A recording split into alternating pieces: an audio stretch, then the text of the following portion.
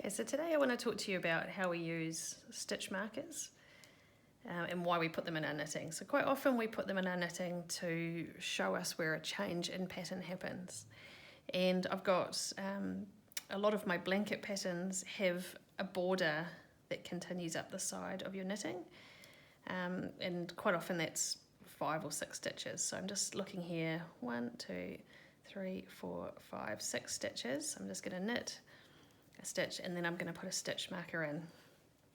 Now a stitch marker could be little loops of plastic like this that sit on your needle.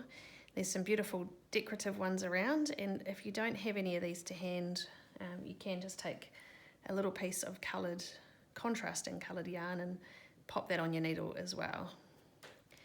So stitch marker's on, and when this pattern calls to knit to the end,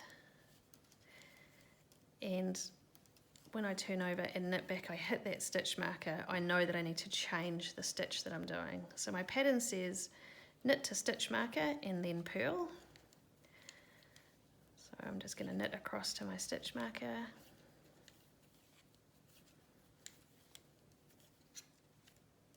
Give it a good go. And there it is now. So now I just pass it across, and I know at this point that I'm going to change to purl. And so it's a nice way just to stop you having to count your stitches on every row. And that is a stitch marker.